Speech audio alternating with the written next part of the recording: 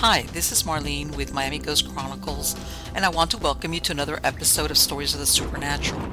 Wherever you find us, whether it's a video or podcast on your favorite platform, please like and subscribe to us so that you can get notification of when a new show is released. You can also find us on major social media platforms. If you go to MiamiGhostChronicles.com, you can find links to the videos or MP3 files, which you can download and enjoy without commercial interruptions.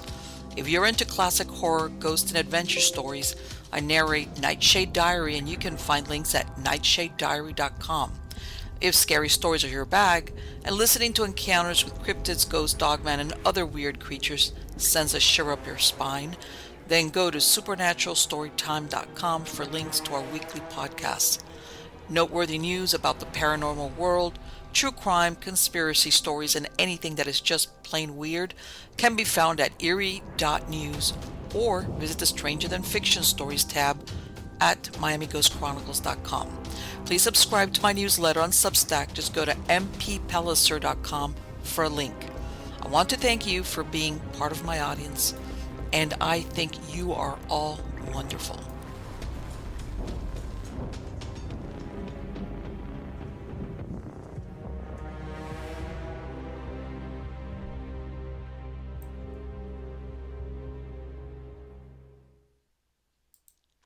So, how's everybody doing? Good, I hope. Happy Mardi Gras.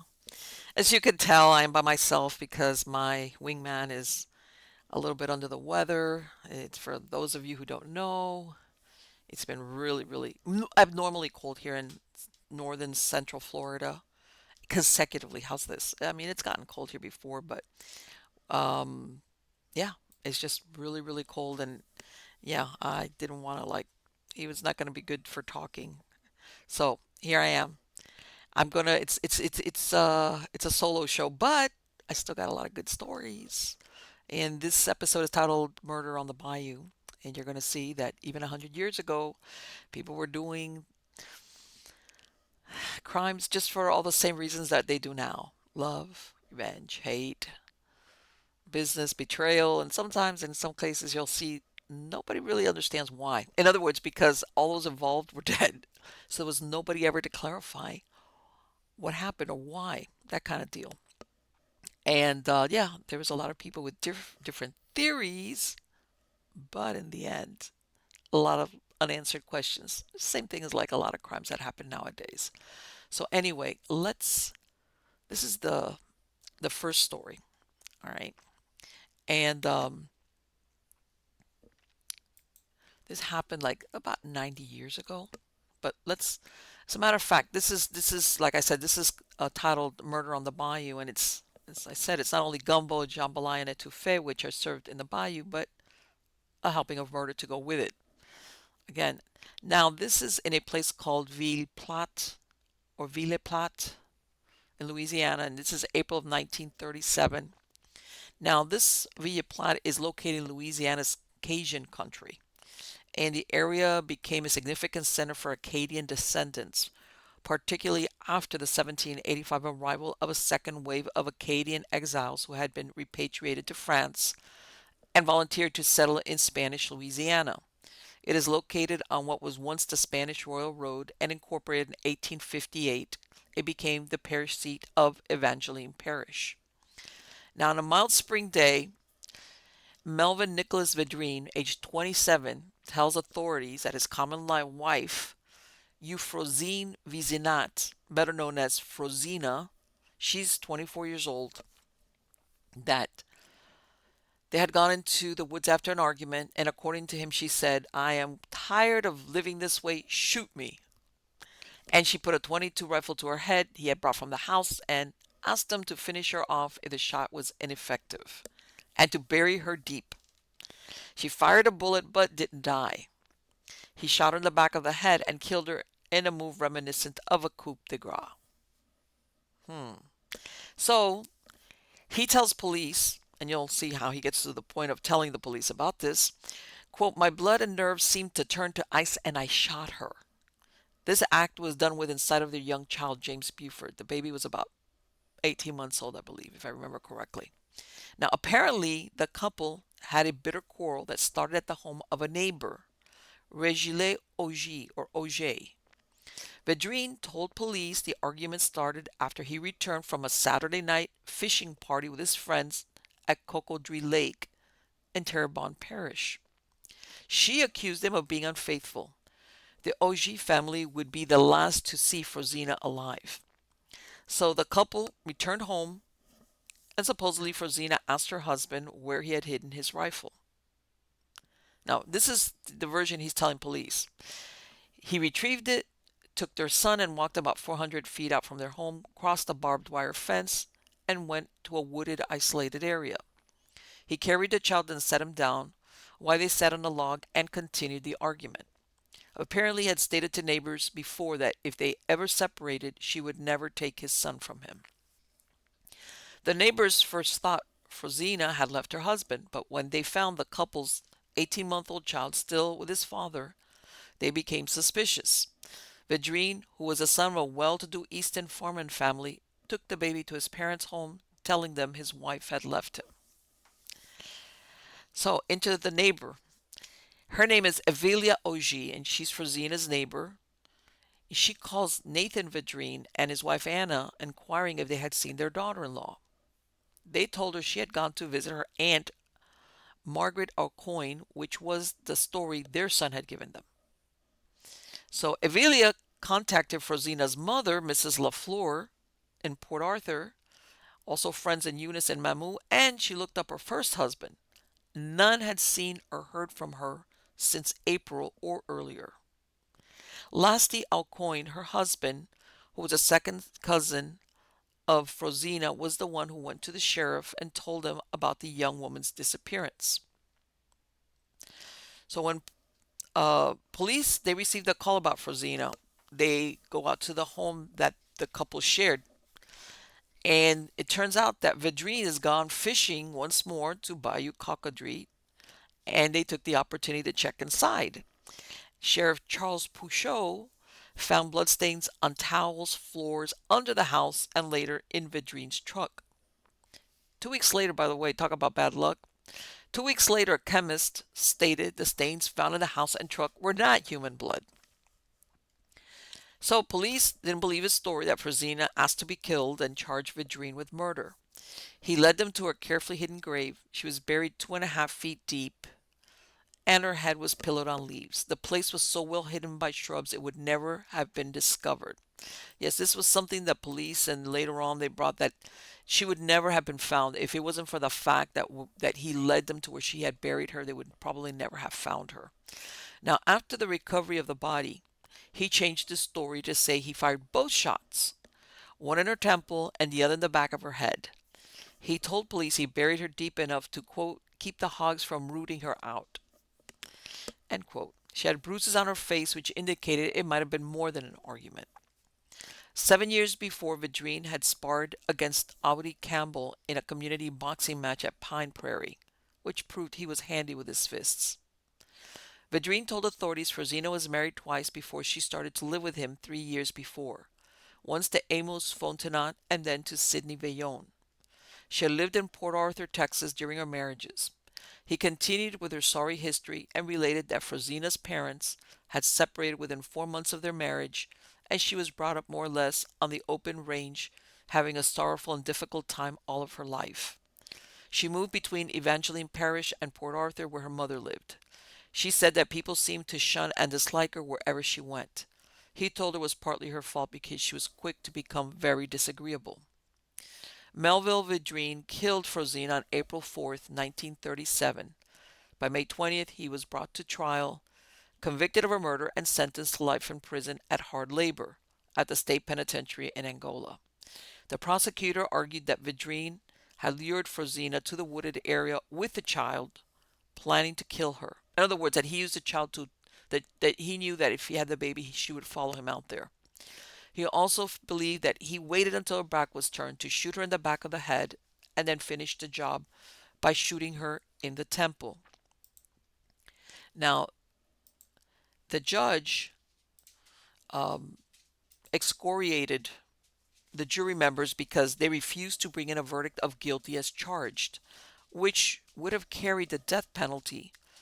Some of the jury members based their determination to save him from the noose with the belief that he was, quote, just an ignorant Bayou Cajun who did not realize the enormity of his offending, end quote. I don't know. Pretty difficult, no matter what, not to realize you're killing somebody, but let's continue. In a strange coincidence that made the newspapers 2 months after Vedrine's conviction, Evelia Auger, star state witness in a murder trial, died in the local hospital of a ruptured appendix.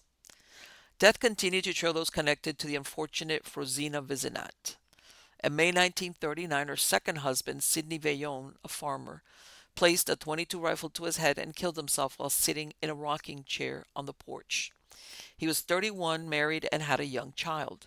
The reason given was despondency over, quote, a series of events which he found impossible to endure, end quote. Again, this is one of those things, apparently, this is what, I don't know if it was family quoted to the newspapers. Very mysterious. Like, in other words, they knew what it was, something that he found impossible to endure, but they never elaborated why. So, now, the chances of that Frosina was never legally married to any of her three husbands, as she was still referred to her by her maiden name. Nothing is found in the parish records as well. In some Cajun communities in rural Louisiana, they practiced informal unions that resembled common law marriages, particularly during periods when access to clergy or legal officials was limited. Marriage usually occurred at a young age. Divorce was rare and difficult to justify, which calls into question how Frosina managed to exit her prior unions. Had she acted so crazily that her husbands were agreeable to ending the relationship? This makes sense since among the Cajun population of those years, the extended family had to approve the marriage of female kin, and probably the end of the union as well. The family cared for each other's children and socialized and celebrated together. Frosina's child, James Bruno, went to live with his paternal grandparents. By 1948, Melvin Vidrine was free. It's not known if he was pardoned or paroled, but that year he married his fourth and final wife, Harley Lemoyne, and together they had three children. Melvin Vidrine died in 2007 at the age of 92. Ironically, he outlived his four wives, his parents, and his older sister, Atil Guillory, who committed suicide in 1959 by shooting herself in the chest. Both of his sons, including James Buford, died before him. It's unknown what happened with his other sister, Leonie Vidrine. So here he is, and they're very careful. They never publicized how he got out. But at some point, you would say that sometimes they would even publish when they issued a lot of pardons, by the way, in Louisiana during this time period, because they would publish it. But by 1948, he had remarried.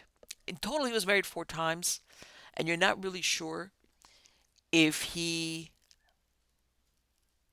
married before, like the twice before, if he ever married somebody else. And you never find out because those other two women, by the way, they went on to remarry because I found them. But then you never know where in what order. But this fourth wife that he married in 1948, they stayed together and they had three children.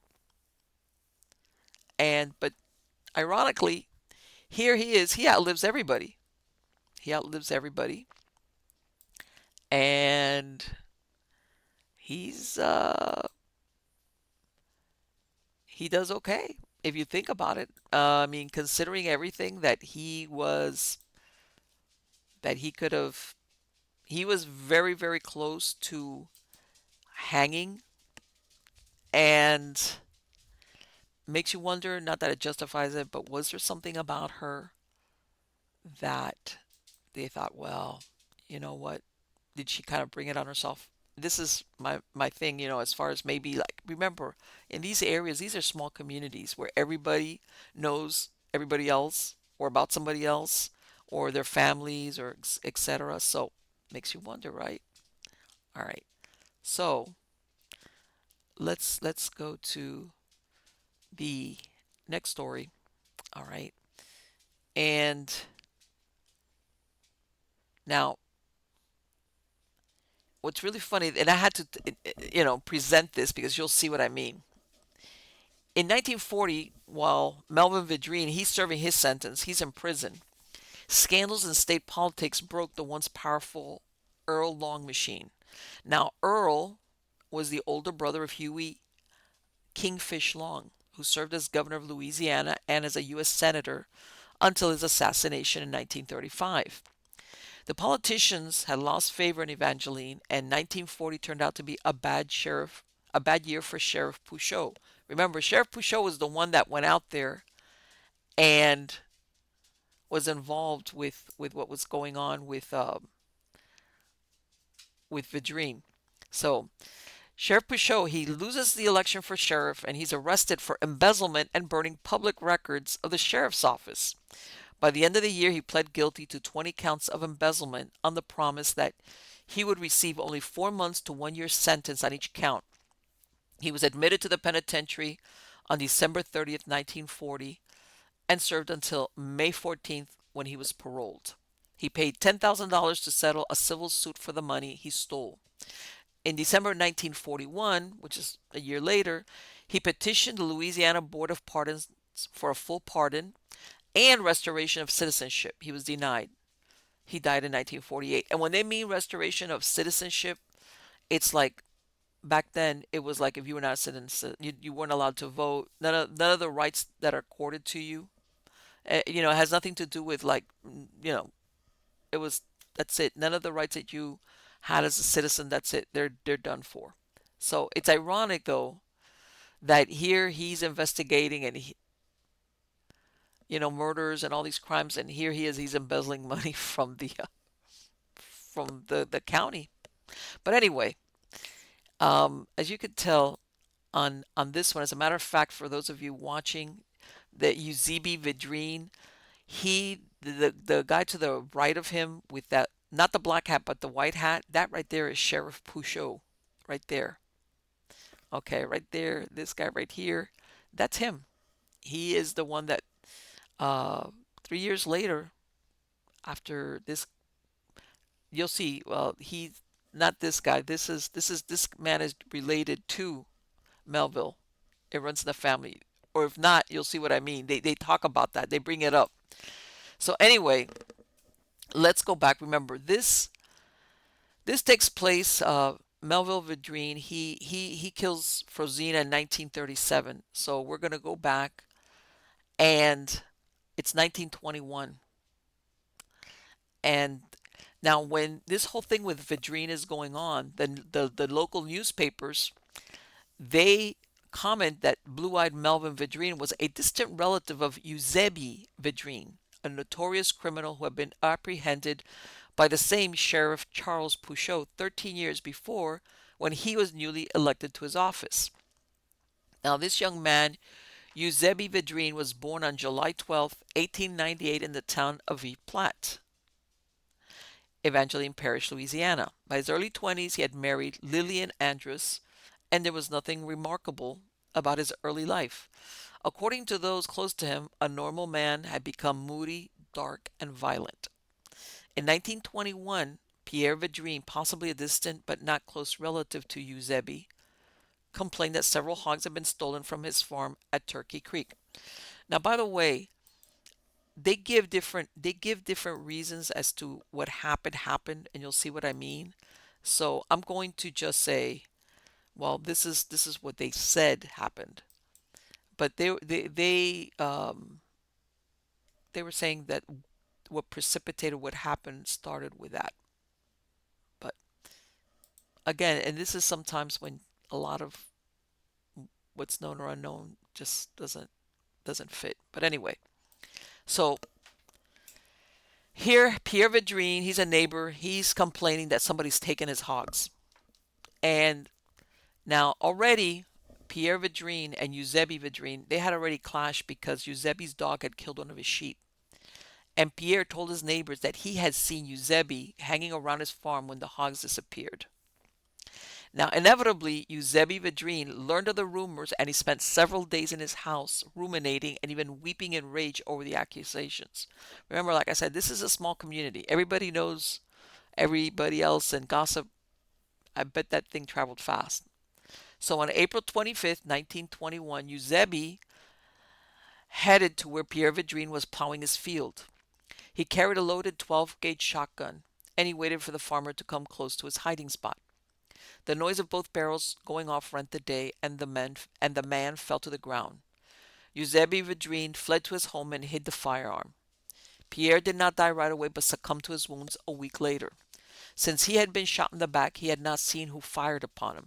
He left behind a wife and 5 children. Soon after the discovery of the wounded man, the sheriff had a posse ready to search for the culprit. Ironically, Eusebi Vidrine was among them. Suspicion soon fell on him when he described circumstances of the crime that only someone who was present would know about.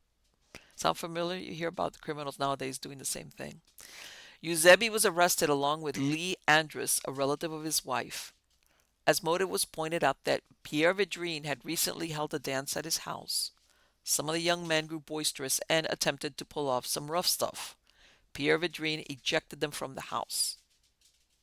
Now, and this is what I'm saying, this is when they give more than one reason. Was it that uh, Pierre kicked him out along with some friends that had grown too boisterous? Was it what they were talking about that he he possibly stole some hogs from him, and that there was already bad blood because, hey, your dog killed one of my sheep?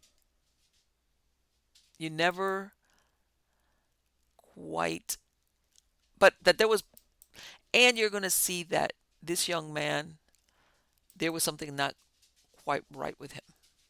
All right. In other words, that you're thinking, okay, what could make one man kill another? Why would anybody do that?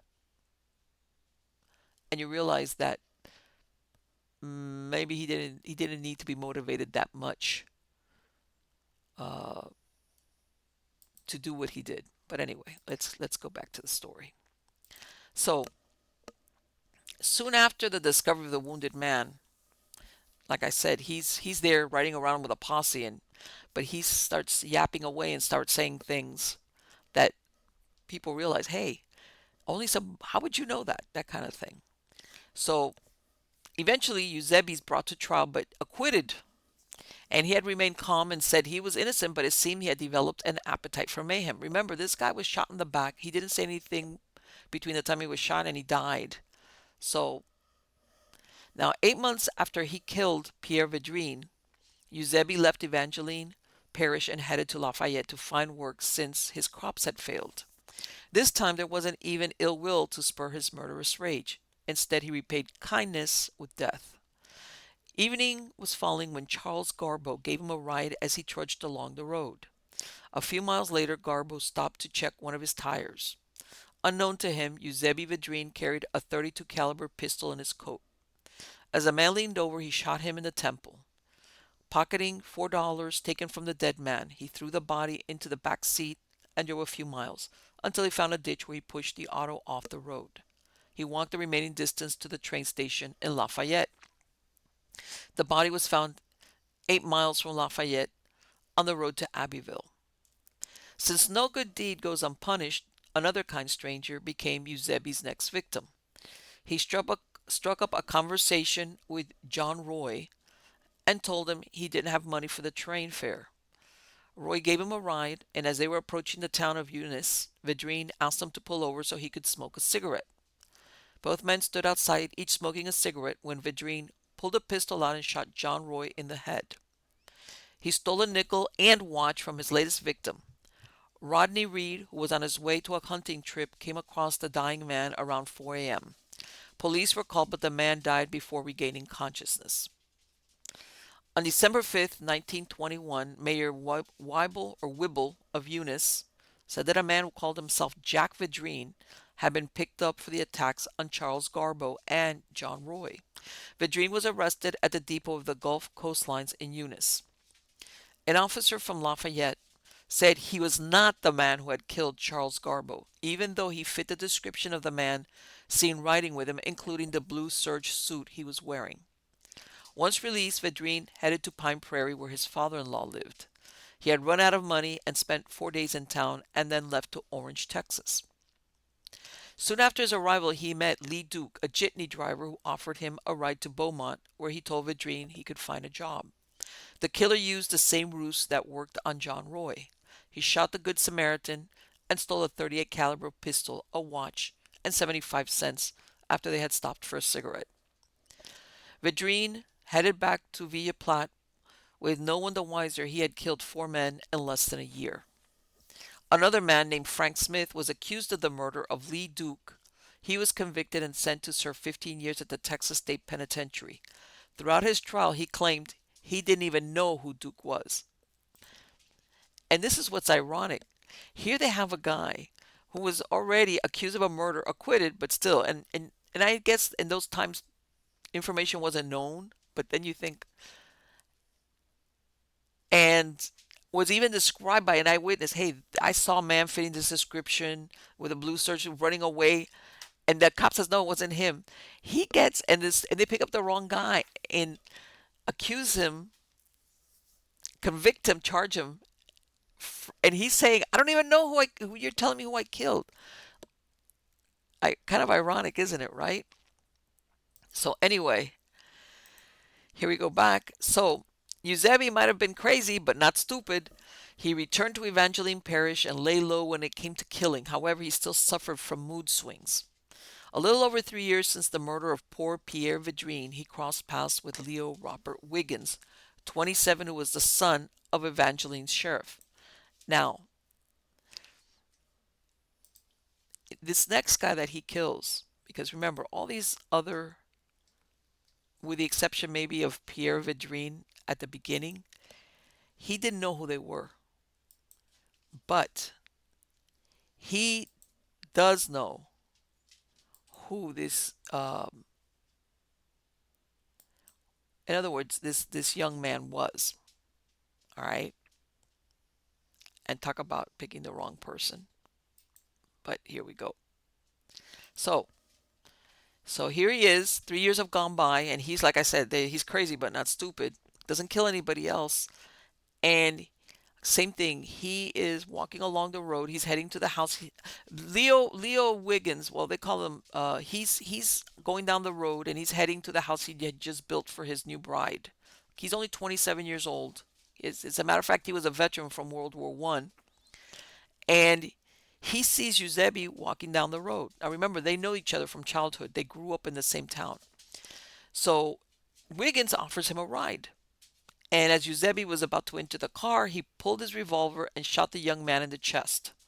He shot him again when he saw the first bullet didn't kill him. He hid Wiggins' body behind a tree, and after attempting to take the vehicle, it stalled out on him. He walked back to his house and hid the pistol. Later, he came across men in town discussing the murder of Leo Wiggins. It seemed there had been eyewitnesses who described a young man wearing a blue serge suit run from where the body had been discovered. Since it had worked once before, Eusebi joined a posse organized to find the killer. However, luck turned against him. Bloodhounds were brought in for the search. The dogs followed the scent from where Wiggins was killed to where the group of men had stood discussing the crime, and from there to Vidrine's house and then to his bedroom. Inside the closet, the police found the blue serge suit with a loaded 38 caliber revolver. Later, the cartridges would prove to be a match to the bullets taken from Wiggins' body. Vidrine was arrested but denied any knowledge of the murder. On May 21st, Eusebi wrote the following statement, quote, I killed Leo Wiggins. I had been drinking. I asked Wiggins for a ride, and as he opened the door of the coupe, I shot him in the breast and he fell. Then I shot him in the head. I didn't know it was Leo Wiggins until after I had dragged the body behind a tree. I mistook him for an old enemy. End quote. That's hogwash. Days after Vidrine was arrested, the sheriff from Lafayette Parish came to Evangeline since it seemed one of the watches found on Eusebi matched the one belonging to John Roy. Fingerprints taken from Lee Duke's crime scene were matched to Vidrine. Vidrine only admitted to killing Wiggins but denied murdering all the others. When asked how he felt killing Leo Wiggins, he answered that he felt like a weight had been lifted. Charged with the murder of the sheriff's son, Eusebi Vidrine went to trial on June 29, 1924. He received permission to represent himself, convinced he could sway the jury to give him life in prison instead of death. He told the court his actions were fueled by alcoholic rage and a temporary insanity, which made him a victim of his own actions. His closing statement was, "Please save my life. I'm sorry I killed Leo." All right. So it took the jury only 10 minutes to find him guilty and that he should hang. His execution was delayed until August 8, 1924, after he asked the judge for a chance to write his memoirs as a cautionary tale. He admitted to the murder of Pierre Vidrine, Charles Garbo, John Roy, Lee Duke, and Robert Leo Wiggins. Now, it makes you wonder, all those people, because remember, he went to trial for the murder of Pierre Vidrine. Can you imagine how bad they must have felt to think, hey, we let a murderer go and he kept murdering. He kept murdering.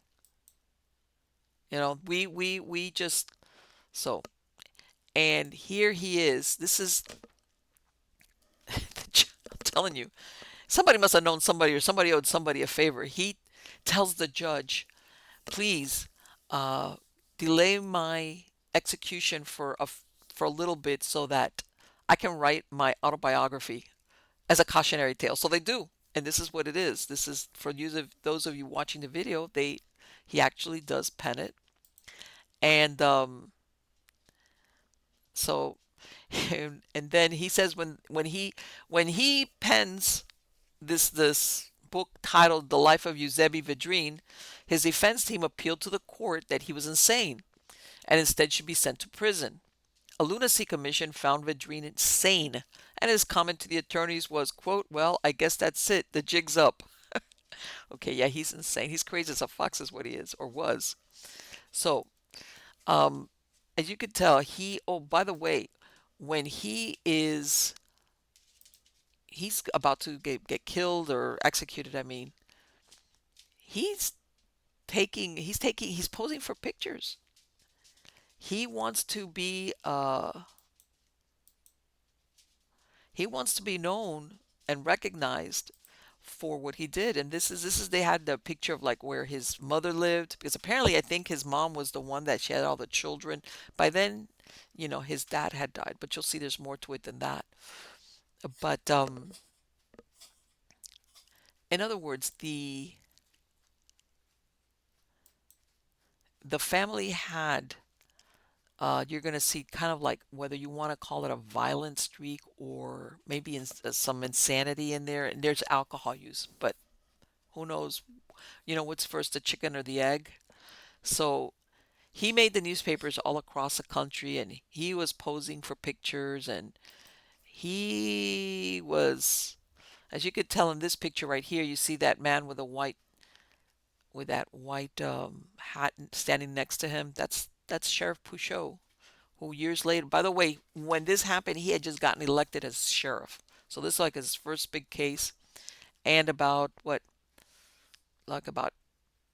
16 or 17 years later, he's in trouble himself for embezzlement and burning paperwork. Hmm. So here we he in other words he's resigned that my goose is cooked, but I'm going to go out with, if not a bang or a whimper, but I'm going to go out in style. So what happens is Eusebi Vidrine meets with his family before the execution, and on his way to the gallows paused to be photographed by the newspaper reporters. He seemed pleased with the large crowd his execution had attracted. After the hood was drawn over his head and the sheriff was about to release the trap, Eusebi asked for a chance to speak. Granted his dying wish, Vidrine preached his own funeral sermon for 20 minutes. Quote, "When the rope is cut, that will be the end of me. My troubles will be over. My mother's troubles, my wife's troubles, and the grief of human beings I have made widows and fatherless will have just begun. This rope now seems easy and kind compared to this dreadful remorse. Maybe the spectacle of my death will heal the hurt." End quote. Badrine's body was exhibited in an open coffin inside the jailhouse where thousands came to see the first person legally hung in Evangeline Parish. If any in the town had doubts about Badrine's guilt, it was settled 2 days later when rain fell in Evangeline after a weeks long drought that had parched the land. Pierre Badrine's widow foretold that rain would not fall until Eusebi was dead, and so it was. Frank Smith, who had been in prison since 1922 for the murder of Frank Smith, was set free in November 1924 after he was pardoned by the Texas governor. So thankfully, it wasn't if it wasn't for the fact that Eusebi Vadrim, remember at the beginning, he was only saying, "Oh, I only killed Leo Wiggins." And it wasn't only until after he realized I'm going to hang no matter what that he went and he said, "No, I killed all the other men." But if not, he would have that poor man would have stayed in prison for a crime for even over somebody that I believe it's true he probably somebody he had never met. So, you think about those things sometimes that justice isn't always justice. Sometimes it just barely scrapes by and then other times it's like, well, what happened here? So anyway, let me get over to the to something. In other words, this is settled, but it makes you always think there was something more to this. By the way, this here, you're going to see what I mean while I'm showing this. This for the ones watching the video. This is the road where they find Leo Wiggins' body in 1924. You can see it's a lonely road. It's off to the side. And again, but apparently somebody, there's the bloodhounds were the ones really that did him in. But this is this is where they find Leo Wiggins' body. And you're always thinking, well, how did we get to the point that, well, you'll see what I mean. And you'll see what I mean as far as that the family, there was something going on with that family, whether you want to call it a family curse, um, or something else. But uh, and by the way, this right here, this is the story that they had about the suicide of Frozina's second husband. All right, and like I said, was never explained. That they were very mysterious about. Oh, what could have caused? Um, why did he do that? As a matter of fact, when he did away with himself, he was sitting in a rocking chair on his porch, and they didn't think he stayed sitting, and they only realized he had killed himself because they saw like a smudge of blood on his cheek when they approached him. But yeah, like there's a lot of sometimes very mysterious reasons as to why people would do things. And he had a child and he had a wife. They never explain why him and Frozina were not together. All right, and how she ended up with Vidrine, Melville Vidrine, and of course, that was that. All right, let's see if I can find the next chapter in this little story in Cajun country. All right, let's see. Here, let me get over there. Now, remember, he's been they hang him, they let go of this poor guy Frank Smith. So when you look back, Eusebi's father, his name was Arcile Vidrine, or better known as Sonny Vidrine, and he died in 1919, so he spared the hanging of Eusebi. However, he was alive in 1917 when another son, Rene Vidrine, 23 years old, was a victim of violence. On December 2nd, 1917, Rene Vidrine and Fabien Fontenot, neighbors whose family lived on the edge of Big Mamou, met in a strip of woods to engage in a duel. What passed between them was not known since there were no witnesses. It was said that bad blood existed, and only a night before, Vidrine and Fontenot's brother had almost come to fist at a neighborhood dance. Rene Vidrine's horse returned home without him, and Fontenot's buggy was found smashed against a tree. His horse went to a neighbor's house. The appearance of both animals without riders set off a search. Vidrine's body was found. He had been stabbed in the heart. By then, Fontenot had turned himself over to Sheriff Wiggins, claiming self-defense. There is no further mention if Fabien Fontenot was prosecuted, but it seems that without witnesses to contradict his version, nothing further came of it. This encounter was not unheard of, since 2 weeks later, two men engaged in a shooting duel on a principal street of Eunice. Dr. Marshall, who was killed after the men shot 10 times at each other, was a practicing physician of the Mamou section of Evangeline. So, yes, and by the way, that happened, like, I'm not going to say like the main street or what you think, but in that town, the main street, these two men started shooting at each other. And one of them, in other words, the one that was killed, he had been married. In other words, his wife was now with the other man.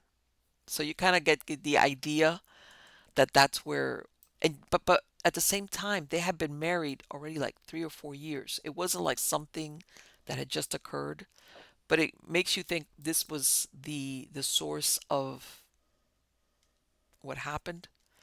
And they ended up shooting 10 times in the middle of the street until one of them got killed. The other one got injured, but he didn't die. So anyway, so here you find out that Eusebi's brother gets killed in 1917. Same thing, kind of a duel, but he ends up getting stabbed. Again, we don't know. Nobody knows anything because nobody was there. They went out and met in the woods. And by the way, it makes you think of, do you think, oh, dueling was something, yes, what, 18th century? No, they were still doing it. So now, despite the execution of Eusebi Vidrine, someone still desired vengeance against the family, or so it seemed. The day after Christmas 1924, L.G. Vidrine was found unconscious on the roadway. He had two deep cuts on the top and left side of his head. His leg was broken in 2 or 3 places. A highway builder on his way to work came across the dying man. The sheriff and priest were summoned.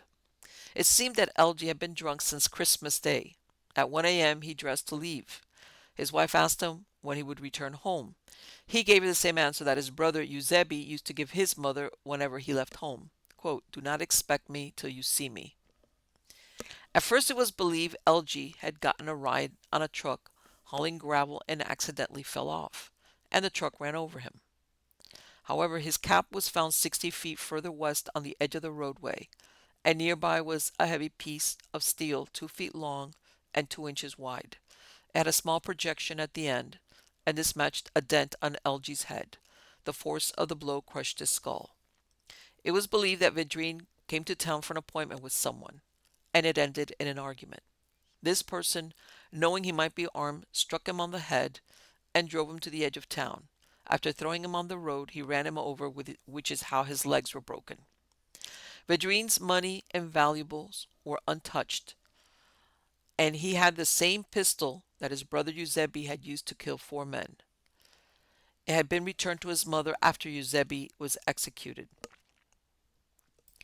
LG's sister, Anna Vidrine, who was engaged to be married to Johnny Deshotel for several weeks, had Father Savvy, who had given her brother last rites and hours before, marry them the same day. In other words, the priest, she's engaged.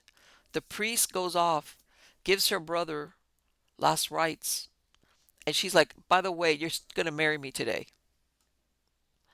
And it was like, I'm not going to be sentimental about this, obviously. Now, LG was buried on December 28th, and no arrests had been made, and none ever were. Now, Rene Vidrine, Leo Wiggins, and LG Vidrine were all found in the same strip of woods. All right, which is why I pointed out where Leo Wiggins was found dead. Apparently, that strip of woods, it wasn't the same road, but for some reason, they were all killed in that same stretch. All right, now it appears that dueling in the 20th century had not disappeared from Louisiana. In July 1923, While Eusebi Vidrine, the murderer of four men, walked free amongst his neighbors, Kossuth Manuel and Johnny Rougeau met at the village Mamou to settle an old score by dueling. Both were farmers and used shotguns to shoot at each other. Rougeau died instantly after receiving 2 loads of buckshot. Manuel was wounded and was taken to a hospital at Eunice. Initially, it was thought he would die, but he survived. 3 months later, Manuel was charged with manslaughter. In December, he was acquitted. He died in 1969, aged 76. It seemed that Vidrine's conviction had more to do with the cowardly way he killed the men than anything else. In other words, this thing of meeting to settle scores, as in a duel, were not that uncommon, especially like if there was bad blood and they didn't care. So, in other words, it's almost like you want to think that I think that Eusebi that he ended up getting killed was because he killed men that he had nothing that had they had nothing he had nothing against them. These were strangers. There was no bad blood. Where all these people that meet in duels, some are both killed, but it was like, okay, it's understandable. It's there's they had to settle it, their honor or whatever. And again, we come back to this thing like whoever thought that dueling was something from what George Washington's time? No. Shotguns, by the way, of all things, which chances are that it's going to be fatal is the word I'm looking for. So, yeah, let's move on. Let's move on to a lady, shall we? Now, this is in New Orleans where this takes place. And it's 1926. And during those years, it wasn't only men killing each other violently, but a woman was accused of poisoning her entire family. Renette Busey, or Busey, she's 23 years old. She's arrested on February 21st, 1926, for the death of her 5-year-old daughter, Verdia. Doctors believe she was poisoned. The bodies of Lawrence Busey, her husband, and her other children, Clarence and Esther, were ordered to be exhumed. Renette Curie married Lawrence Busey on December 21st, 1921. He died on April 13th, 1925, less than 4 years after their union. Their children followed him to the grave. Clarence on December 5th, 1925, Esther 5 days later, and Verdia on February 19th, 1926. 4 members of the Busey family died in the space of 11 months. Verdia, or Verda, the last child to die, was autopsied, and the coroner found her death was due to mercurial poisoning. Before the child died, she was alleged to have told doctors and nurses that her mother had forced her to eat bread with soap and, quote, had threatened to beat her if she said anything about it, end quote.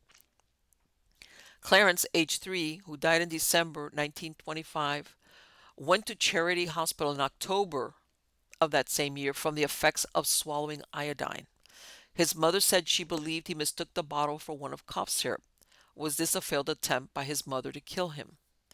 A druggist told police he had sold Mrs. Busey rat killer containing mercury. Renette had collected $1,500 of her husband's $3,000 life insurance. Her mother-in-law, who had received the other half, turned it over to her to help take care of her grandchildren.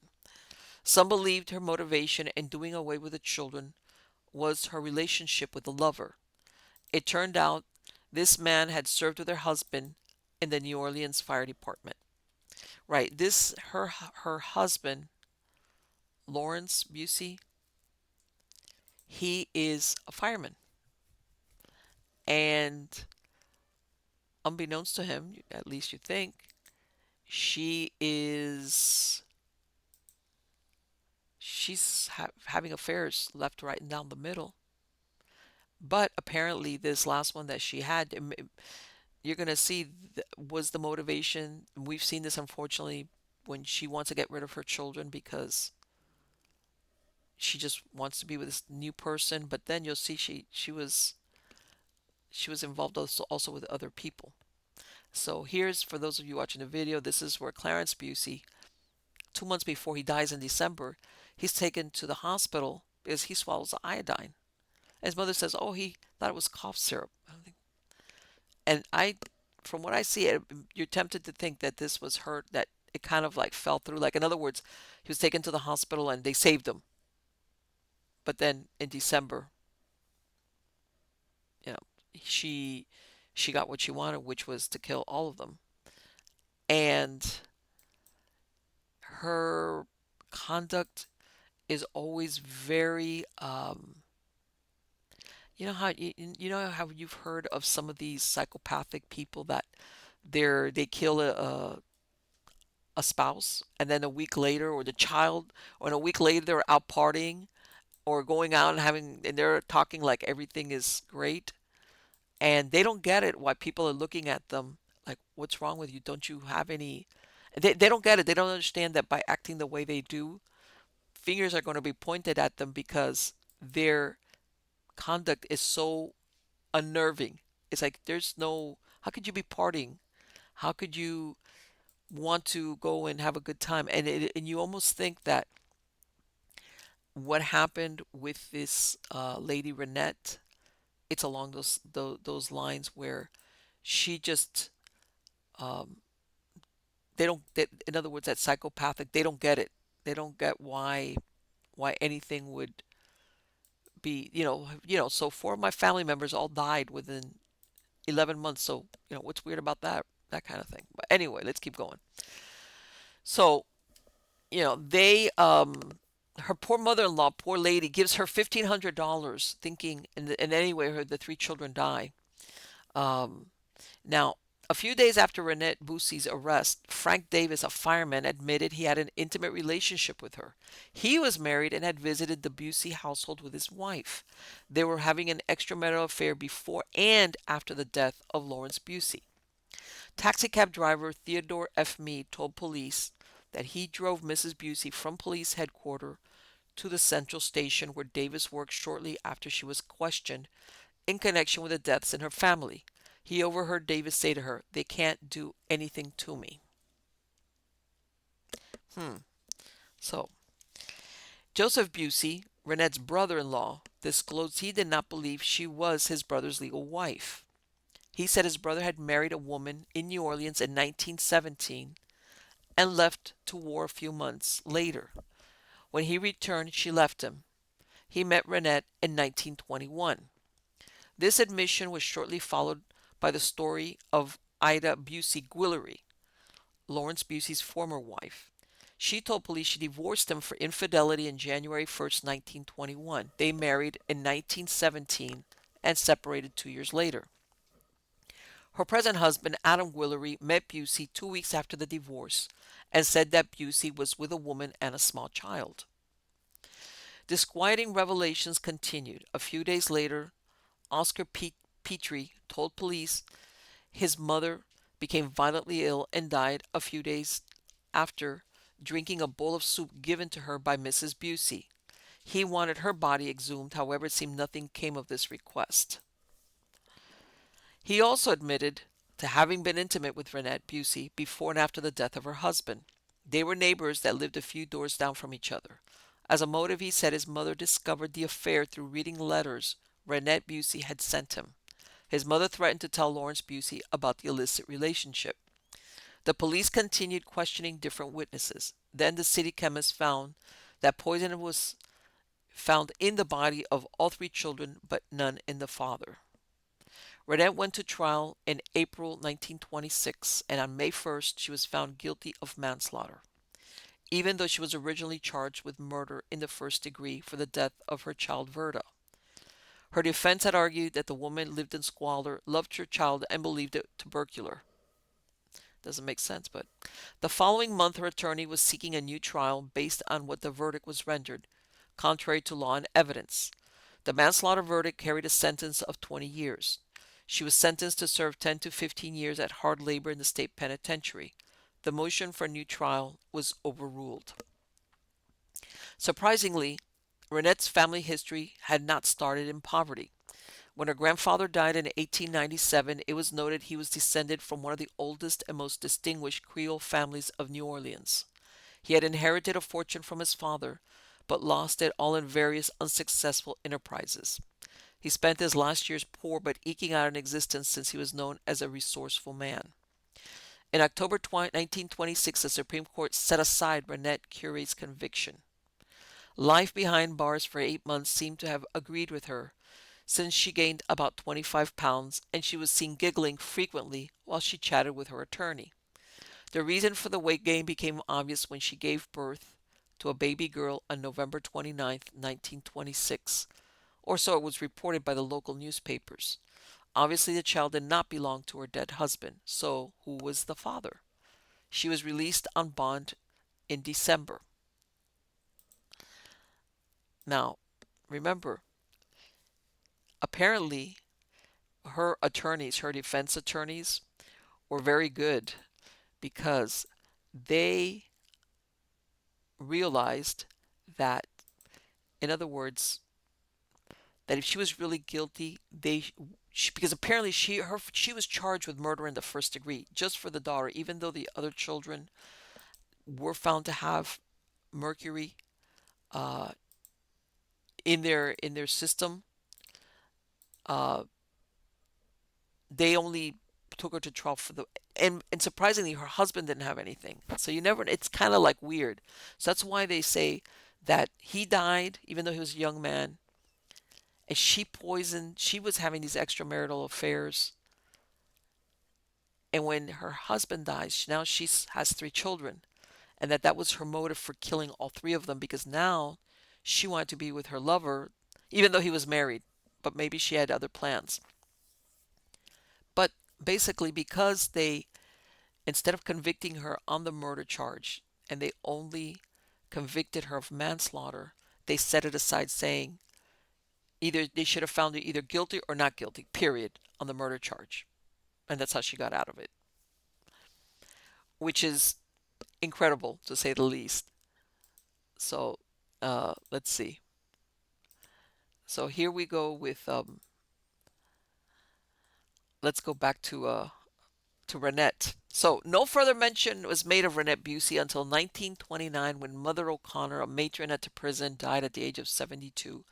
She had worked there for 30 years. After she was left a widow with four children, she cared for the prisoners, one of them being Renette, which, by the way, this lady was famous when 30 years before the the prison was open, and she had just become a widow, had four small children, and she says, "I'll be a matron here."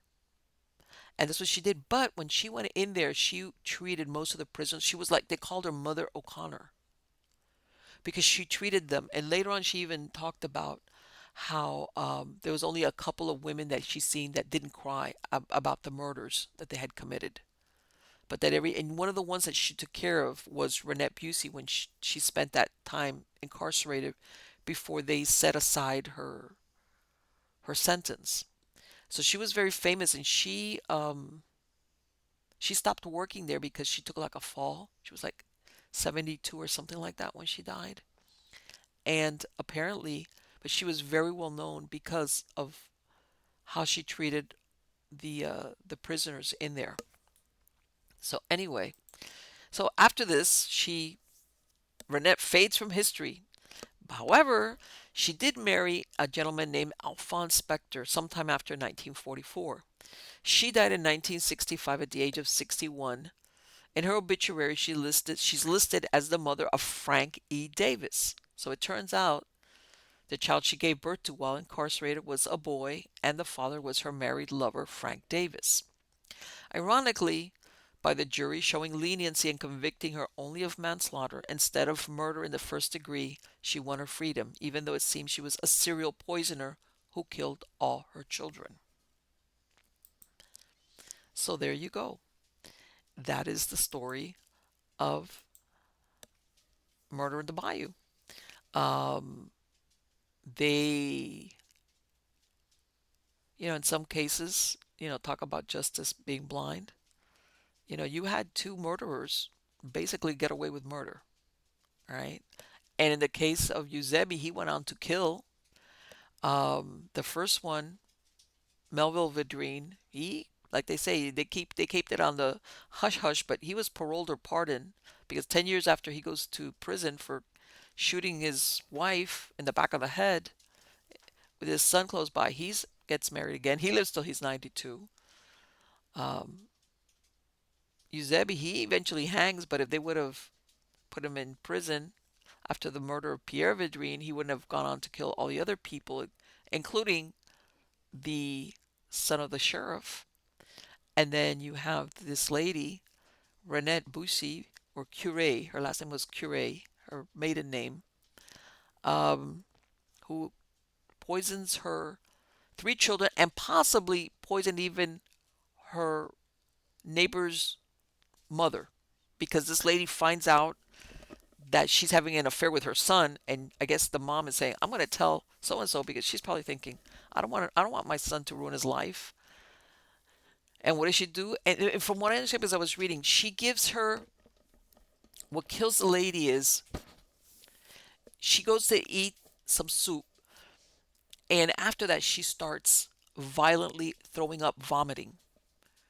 They take her to the hospital, and basically they didn't go after her not because didn't find she was poisoned. They said that because of all the vomiting, she had ruptured something inside of her. So technically, it wasn't, they didn't look at it as poisoning, even though the son is, after this comes out that Renette Busey's poisoning, he's saying, wait a minute, my mother, she gave me a bowl of soup, I brought it, and the next thing I know, my mom is vomiting violently and dies because of the extreme vomiting. So for all you know, yeah, she also um, killed a neighbor. And I'm thinking she had that one child that she kept with her and she remarried, and of course, she's probably thinking, I better lay low because nobody's ever going to believe again that I didn't know that I didn't do anything like that. So there you go. That is our show for this week. I hope you like it. I will be back with you next week with more stories of the supernatural. In the meantime, please don't forget to sign up for my newsletter, Substack newsletter at mppellicer.com, miamighostchronicles.com. Also, um, you can find everything, whether it's video links or the podcast, the actual links to the podcast platforms or the MP3 files for each of the episodes from any of the series that I narrate. You can find them all on the website. So again, stop back soon. I have some great shows coming up. I've been asked to um, do some more. People want me to do some more episodes about weird news, having to do the paranormal and weird stuff and true crime. And so I might go in that direction a little bit more. Let's see what happens. God knows there's a lot of unusual things happening. But anyway, guys, thank you again for being part of my audience. You're all great, and I will see you next week. Till next time, take care.